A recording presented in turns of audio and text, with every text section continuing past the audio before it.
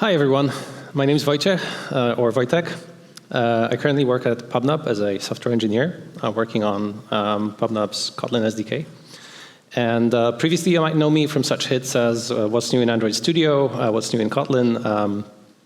Back in my DevRel role, recently I decided to try and actually build some of the stuff that I kept talking to you about for the past 8 years. So before we start, a quick disclaimer: this will not be a presentation about like the PubNub SDK, like how do you use it, what do you use it for, what it gives you.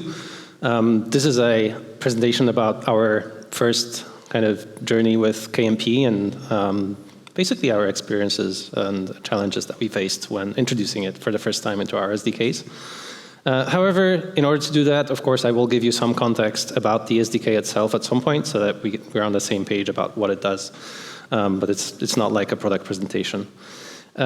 It's also not a presentation where I tell you what the best practices are and tell you like, do it this way or do it that way. It's more like a collection of gotchas or things that were unexpected to me, that maybe didn't work as well as I expected them, or just tricks that I found that made my life easier. And maybe you can reuse some of them in your KMP work. So before we jump in, let me really quickly sum up where we are with Kotlin multi-platform. I think you've heard all of this today and various talks in the keynote. KMP has been in development for a long time with many, many improvements in compilers, build tools, libraries in the recent years. It's been used in production by some even before it was stable, and I'm sure more apps will adopt it now, especially that Android has endorsed it for sharing business logic. But even with many parts of KMP still in kind of rapid development, it's already a viable tool for building multi-platform apps. And to be honest, shipping an app using KMP is probably the most straightforward thing that you can do with it. And don't kill me if you actually worked on an app. I know there are lots of challenges still. Still, when everything's under your control, the entire product, the entire process of making it, you don't have as many restrictions as, for example, SDK creators have. So you can decide about your code size, about your third-party dependencies, about even how some of those internals APIs that are produced from KMP look, and how idiomatic they have to be on each platform. It's all up to you. So you can even compromise in some of these situations. And if you use something like Compose multi-platform, maybe you don't even have to leave this Kotlin land and go into native, except for the parts where you need to fill in gaps in the platform support using expect actual. But really, it's those times where you have to dip in and out of KMP land and into the native platform and have them interact. That's where things get interesting and more difficult. So this is mostly what this session is going to be about. Okay, now that we're ready, let's start with some definitions. We want to build a KMP SDK. But what does that really mean? Who is it for? Is it for developers who will be using your SDK, and they are using KMP, so they want to see a KMP API published by you from your SDK? Or do you just want to use KMP for yourself, so for your team? You want to be more efficient. You want to build your features once. You want to fix your bugs only once, and then publish a native API to other developers to use. And by the way, whenever I say native in this whole presentation, I don't mean native like a native library or Kotlin native. I mean platform native. So for JavaScript, I mean a JavaScript API. For Android, I mean a Kotlin API. And for iOS, it's actually Kotlin native, so it's a native API. But I know this is an overloaded term, so I just wanted to be sure that we're on the same page. And the other way we can look about it is, what is your current state? Where are you starting from? Are you ready to break things? Do you even have existing code? Or more importantly, do you have customers using it? Do you have paying customers using it and don't want to break them? So either you're building fresh and you can just start with KMP, or you already have SDKs, you already have some code that's used by other teams, other people, customers maybe, and you just want to add KMP on top of that, expand your support, expand your audience, and get more customers who are building their apps with KMP to use your product. So this is a very scientific table that shows all these ways we can go about this. Either you have existing SDKs and you want to build for KMP users, so you will keep your native SDK base, but you will just add an KMP API on top. Or you're writing a new SDK for KMP users, KMP all the way. Use KMP libraries, write all your code in Kotlin, publish a Kotlin API. Native, we don't really care about this in this presentation. You have native SDKs, you have native customers, fine, everything's done. And finally, this weird case maybe where you want to build in KMP, but you have to publish native APIs. And we're going to touch on that later in this presentation. The nice thing about this, by the way, is that basically you get a free KMP API as well, because if you already written your SDK in KMP, and then wrote a native layer on top of this, so that doesn't mean that you're taking away the KMP API. You will have KMP in addition to that. Okay, so what's the project? What's PubNub? What did we build? What did we set out to do? The project was to build a new chat SDK on top of PubNub. But here's the time when I have to explain how this works and what we're actually doing. So PubNub has a set of native SDKs for basically any language that you would need. Among them, we have the JS SDK for JavaScript, we have a Swift SDK, we have a Kotlin SDK.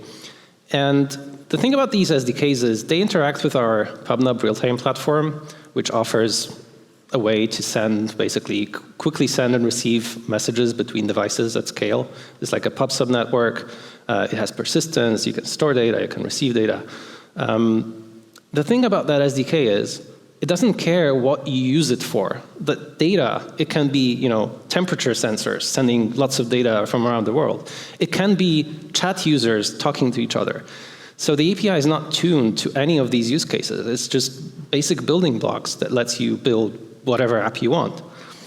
But that makes it also not so easy to create stuff like typing indicators and read receipts, because you have to know how to use these building blocks if you want to build a chat app. So about a year ago, the chat team built a chat.js SDK, or TypeScript, JavaScript SDK, which actually gives you APIs that are named exactly that, like typing indicator and channel and user and send a message. So it makes you basically think in chat terms when you're building an app. And customers liked it, and they started using it, and they said, we want to use it in our mobile apps. And we said, fine, you can use it in React Native. But they said, fine, but we want real APIs, native APIs that we can use in our mobile apps. And so the task was to create a chat SDK for Kotlin and a chat SDK for Swift, based on the base PubNub SDKs. But we thought, well, not only will we have to write 2 new code bases, we would have to maintain all 3 of them and fix bugs and add new features as we come up with new use cases. So ideally, we just want to write that code once and just have a Kotlin API and a chat API.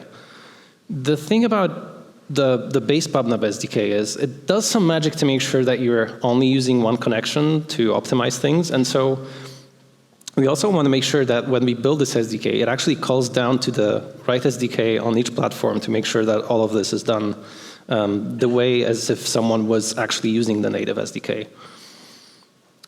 And we thought, well, since we're building this new thing already, why don't we try and find a technology where we can actually cover all 3 languages instead of having to continue developing this other one in JS. And so we landed on KMP as the potential candidate to do this. We thought about it a lot and thought, okay, let's try this. Like, worst case, we will have a SDK for Kotlin. Possibly we'll have it for Swift. And if it doesn't work out for whatever reason on JS, we still have our old implementation. But let's try getting to something like this, where you can publish all of them from one code base. The problem was we didn't really have a KMP PubNub API. So in order to build a chat KMP API, we needed something in between. We needed this layer to translate between all of our native SDKs to give them a common API against which we can build the chat SDK. And in case you're wondering, maybe you want to ask this question now, like, why didn't you just write a KMP SDK for PubNub? Oh, there's many reasons. Probably the biggest one is that, well, first of all, we didn't want to build yet another SDK. We already have to maintain all of those. Second of all, our customers might already be using them. And like I said, in order to have this interop, this single connection that's shared between all of those connections, we have all of those, both of those SDKs, we have to make sure that we actually call down to the native SDK on each platform to enable our customers to have the kind of optimal developer experience and optimal performance on device. So we really needed to delegate this PubNub functionality back to the original native SDK. And besides, like, if you think it would be easier to just take our Kotlin SDK and just turn it into KMP, it really wouldn't. Like, it was built quite a long time ago, and it doesn't use the KMP libraries that we would need. So we would need to rip out basically all of the threading, replace it with coroutines, the HTTP client, replace it with KTOR, JSON, replace it with something that's KMP. So it would essentially be like building a new SDK. So wrapper layer it is. We're building a KMP API on top of native. So back to our very scientific table, we basically need two parts. First, we need to build this KMP API layer on top of our native SDK. That's the top left.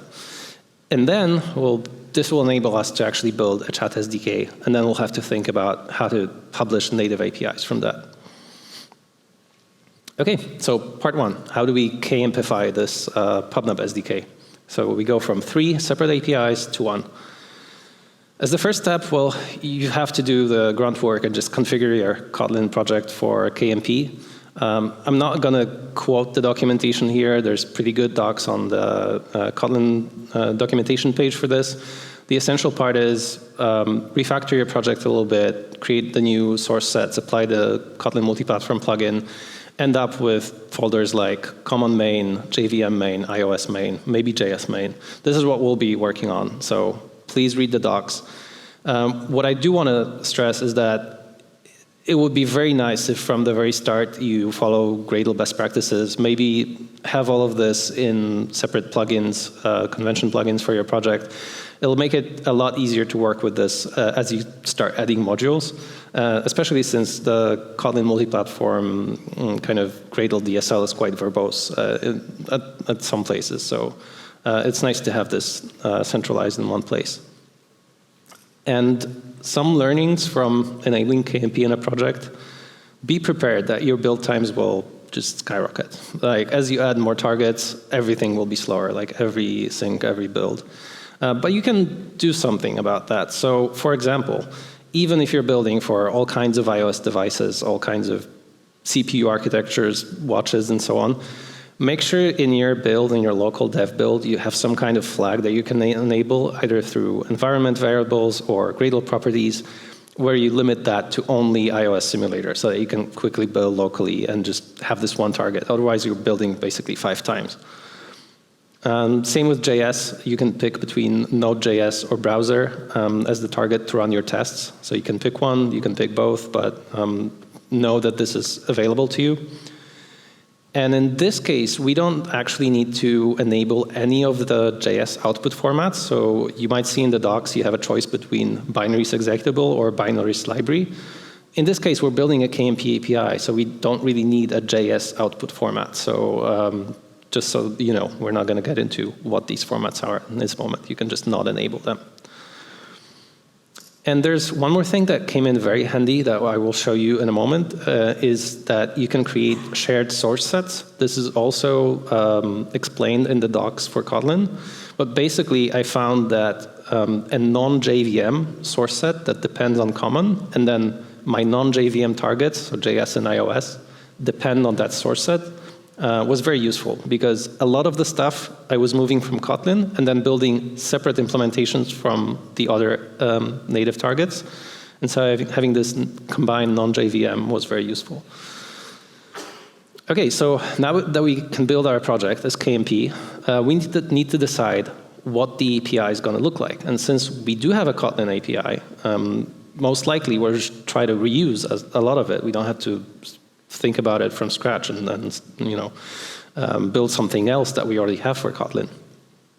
So in PubNub's case, we had functions like publish for publishing messages into the PubNub network. They take some channel name, they take some message, On all three platforms, they look kind of similar. On Swift, they have a completion closure, so it's kind of a callback, really. On Kotlin, we actually return an interface called pnfuture, which you can run asynchronously or synchronously. And on JS, you have a promise, just a JS promise. So all of those are very similar. So it's technically it shouldn't be very difficult to convert from one type of callback to another, and that's what we decided we were going to try to do. So we picked, of course, the Kotlin API as the base. We're going to try to convert all of the other ones into that.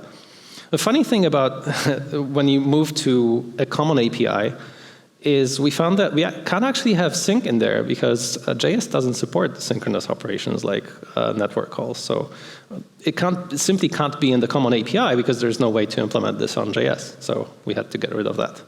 We can still have it in our Kotlin platform. It's just not in the common API.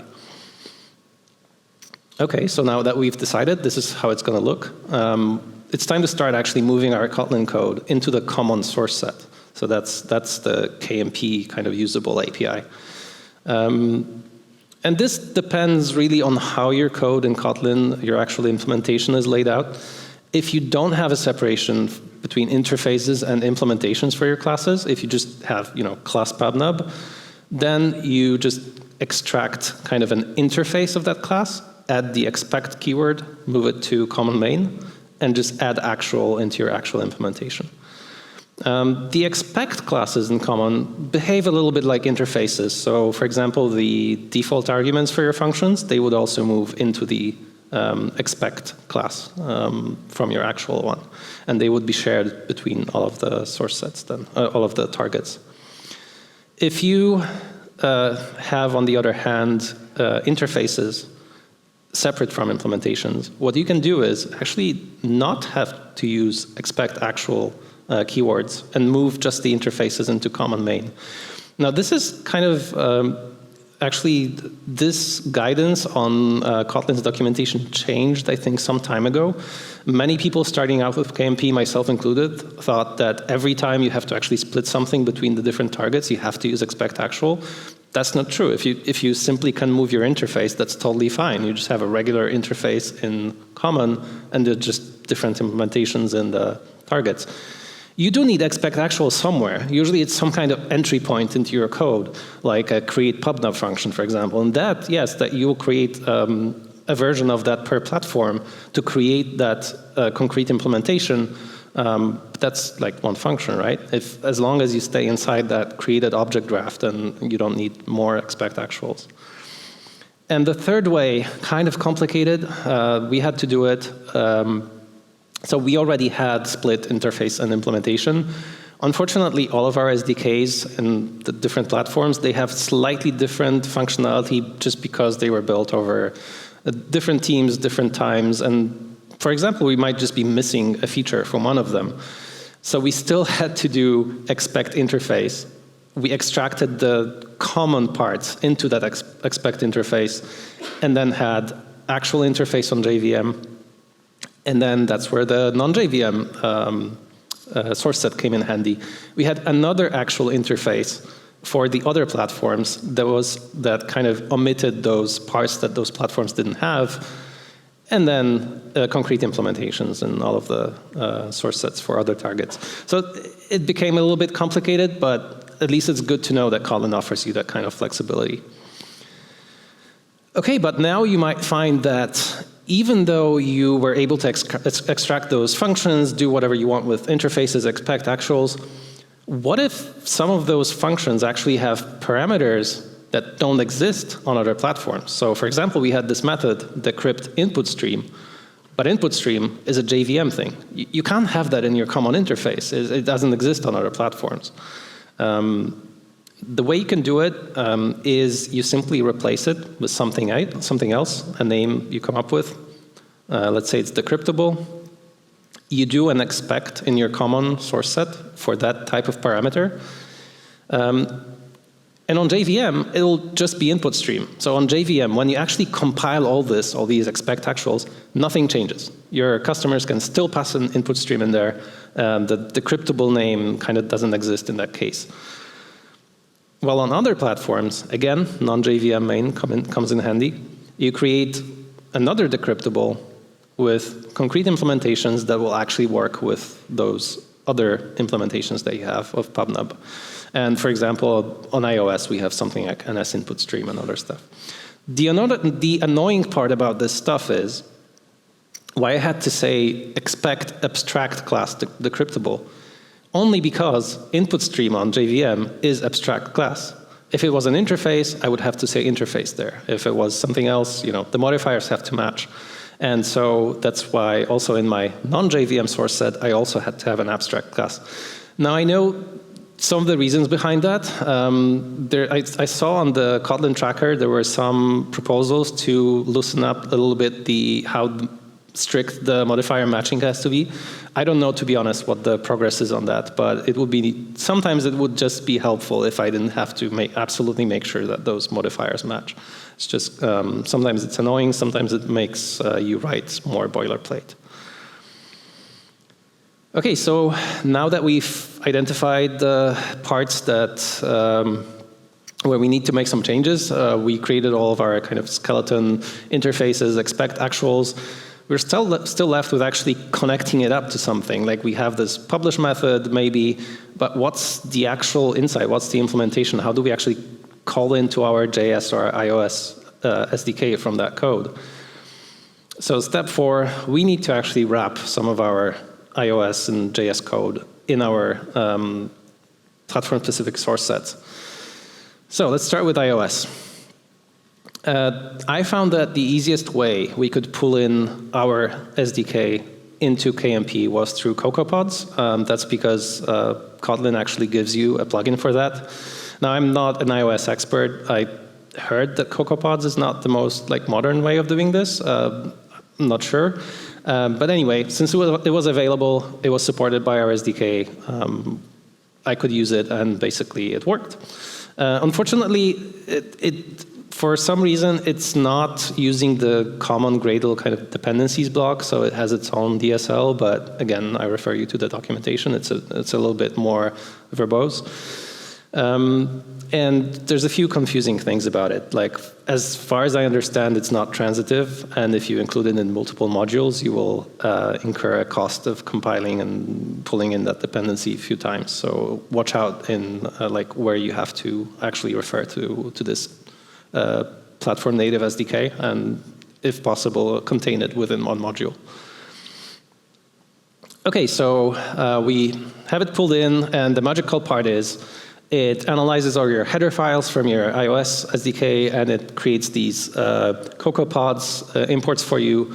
And it's great, pretty magical. You can just use it. But why is my IDE showing so much red? Like, why isn't it finding my classes from my SDK? The thing is, this works, and not the CocoaPods thing, but KMP and pulling in iOS SDKs in general works with Objective-C APIs and not with Swift APIs. And our SDK had only Swift APIs. So we couldn't use any of our classes. Like, they just weren't compatible. And we couldn't see them, we couldn't use them, call into them from our KMP code. So what we actually had to do is we had to write another wrapper to expose our Swift SDKs as Objective-C SDKs. And that's a feature of the Swift language, right? You can add Objective-C annotations. The classes have to descend from NS object. So it was a little bit of work that was unexpected, but we needed to do that in order to access our SDK. Now that we've done it, we can call into iOS code from within Kotlin. Life's good. We can convert input parameters into something that Swift understands. We can convert the callbacks into our PN futures. It works. So now going on to JS. The situation is similar, but different. But by that I mean some things are easier, some things require even more work. So the easy part is adding a dependency. So here we can use our dependencies block in Gradle. And the nice part is that there's built-in support for NPM packages. So basically, this is no different than adding a dependency in Kotlin. And that's nice. That was super cool. Worked immediately. The fact is that, again, we have red. Like, the problem here is that this doesn't give you anything in your compile class path. You don't see any of the classes, any of the types from that package that you just imported. So you can't use autocomplete. You can't even compile this. Why? Because JavaScript is dynamic. There is no static description of what's in there, right? So Kotlin.js provides the external keyword for such situations. And this basically is your way to tell the compiler there exists a class called pubnub.js. It doesn't matter where it comes from. It just exists, right? At runtime, expect it to be there. It's external. And it has these kinds of functions. And these functions take these parameters. So basically, you have to write the description of all your interfaces by hand. And that's a lot to ask to be able to use JS from Kotlin. So I thought, isn't there a better way? We have TypeScript definitions for our JS SDK. Like, they tell you what's inside. They basically describe the types. Can I just use that in some way? So I did some searching, and I found a project on GitHub that did exactly that. It converted TypeScript definition files to Kotlin types. But it was deprecated. But it linked to another one, Ducat from JetBrains. Which again is exactly meant to compile convert your TypeScript files into Kotlin types. But it's kind of in development, or maybe not. I don't know. I mean, postponed. So yeah, it's not really usable. I can't recommend it to you. But I did manage to run it, and I got a horribly broken Kotlin file with some types. And it was a start. I didn't have to write everything by hand. I actually spent a lot of time just handcrafting it into actual Kotlin types that I could use. And it worked. Again, more work than I originally thought it would be, but I was able to finally call into my JS code. Now, a couple of other things that are very JS specific. They have this convention sometimes of passing these configuration objects as parameters into functions. So basically, instead of passing each parameter separately, in JavaScript, they create an object, which is really a map of key values. And we need a way to be able to do that in Kotlin too. So again, we can create some external interfaces, describe those configuration objects. But it's a little bit annoying in how you then have to create them, either by basically implementing that interface or some other way. So there's a few ways you can do that. A few ways you can do that. First of all, you can use a JSON function from Kotlin.js and write all those key values by hand and then cast to the type. And this will work because JavaScript is dynamic. This cast will actually work. The thing is that it doesn't give you any type safety, so it's no better than,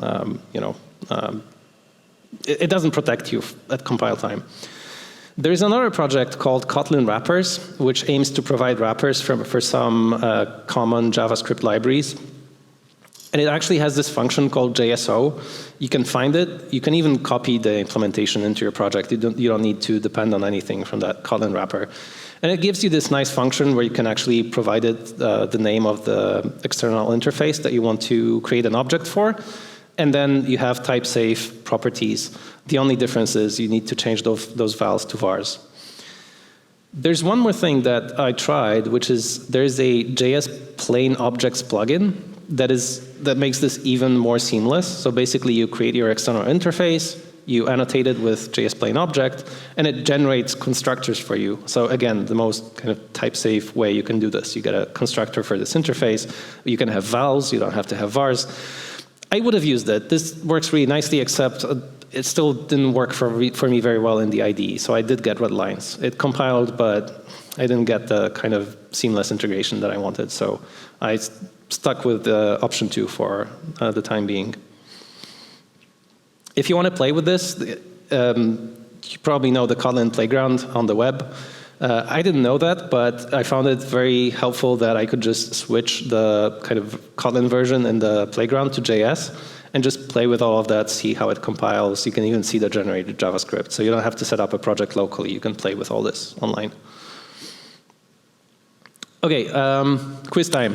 I do have some questions about Kotlin.js weirdness, and I hope the people answering didn't already work on this, because it can be fun. But if you know everything, then you'll spoil it. But let's try it. I need 3 volunteers. And Darren here from our DevRel team will come up to you so he can answer some questions.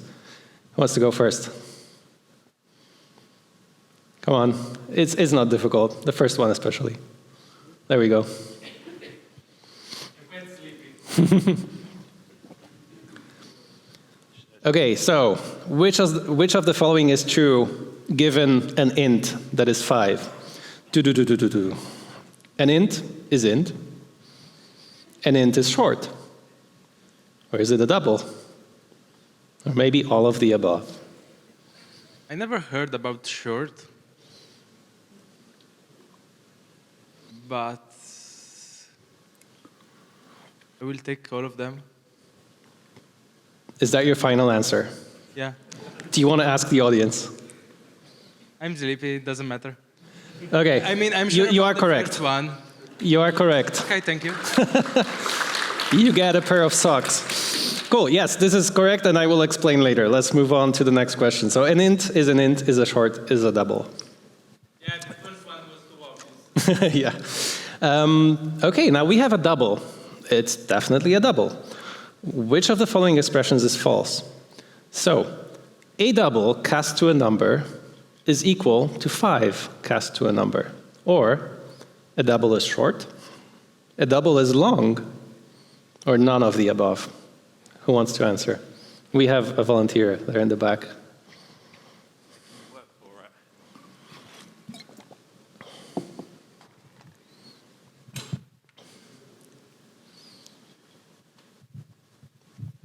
Remember, you can ask the audience. Can I call someone? Can I call for you? Oh, I misread the question. Now I feel stupid.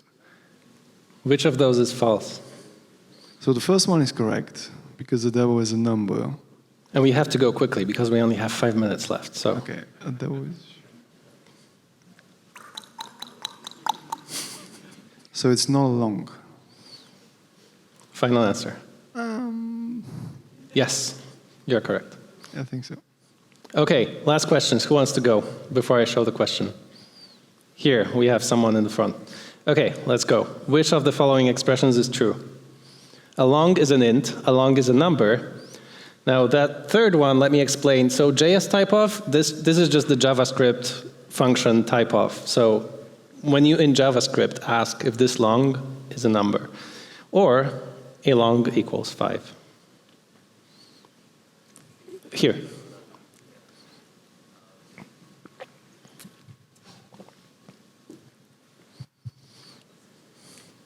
Can you explain D again? C? D. Now, can you explain it again? D, so a long, it's definitely a long, but this is an int, right? So is this long equal to this int? I would go with D, I think, because it's not triple equals. So D doesn't compile. You still get socks. That's fine. So a long is a number. Okay, so let me explain. Why longs, doubles, shorts? So JavaScript has only one number type, right? Number. It's actually, in JavaScript, it's actually a double. So everything is a double in JavaScript. And all of the Kotlin types, int, short, byte, double, they all map to double, except long. Long in Kotlin doesn't map to a JavaScript number because a JavaScript number cannot represent the long. It's just not precise enough. So long, if you use Kotlin.js, long stays as a Kotlin object. So it is a Kotlin number, but it's not a JavaScript number. In the previous cases, a double is short because it's the same number. Like there's no short, there's no int. Everything is a double in JavaScript. And why I'm showing you all this is, even though we have Kotlin multi-platform, even though we're writing the same syntax, the same language, as soon as we start running it on different platforms, you have to be aware of those differences. You have a different runtime, you have different behavior, different mapping between types.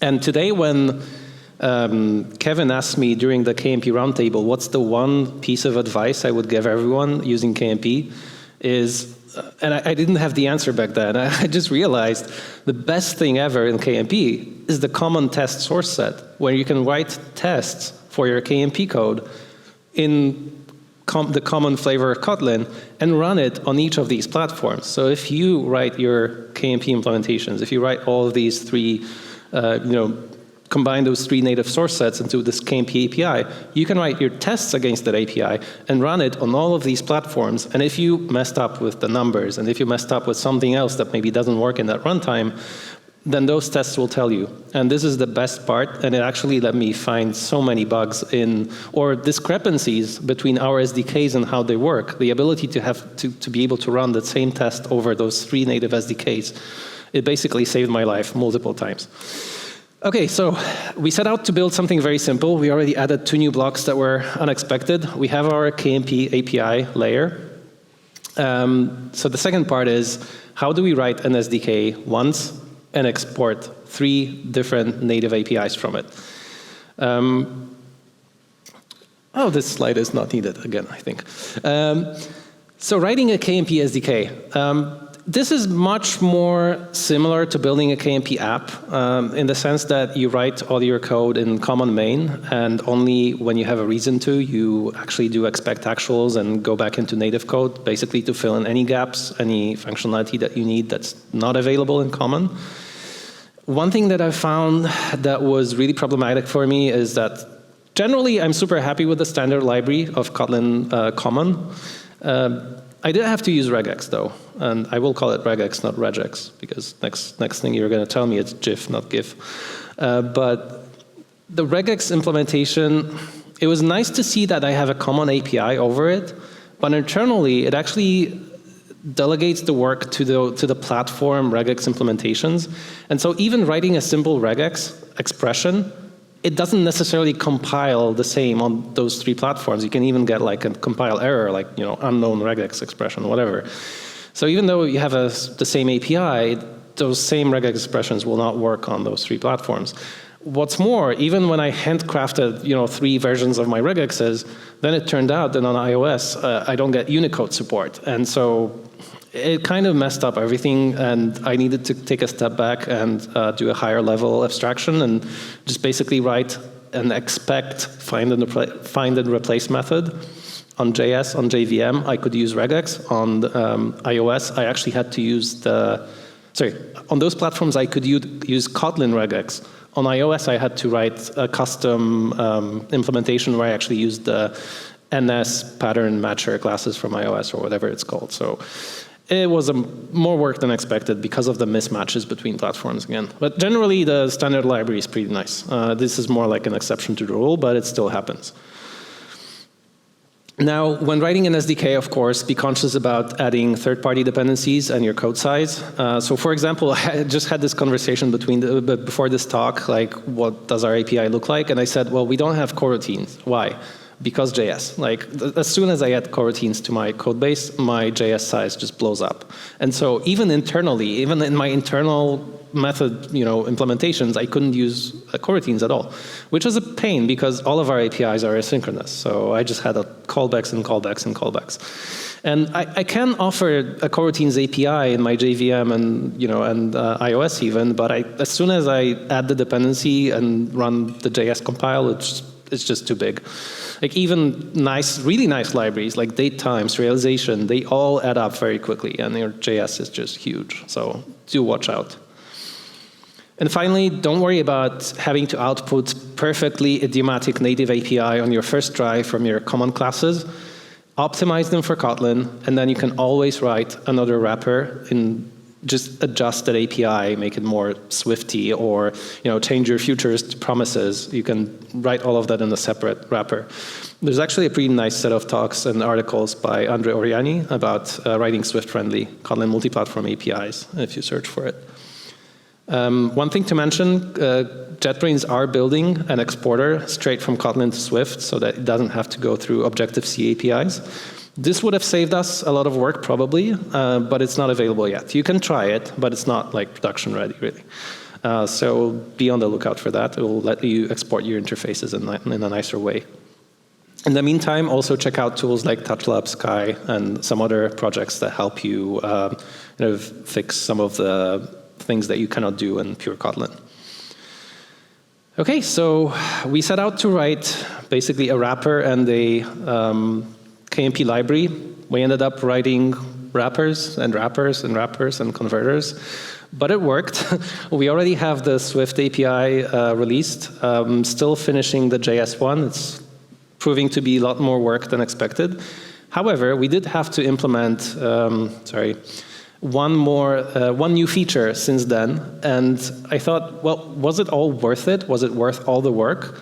But then I implemented that feature once, and suddenly all 3 SDKs gained that feature, and that was really nice. And I'm hoping that once we're finished with this, going forward, when fixing bugs, releasing new stuff in the upcoming months, it will really, hopefully, prove to have been the right choice. But I leave it up to you to decide as well if it's right for your project. Thank you.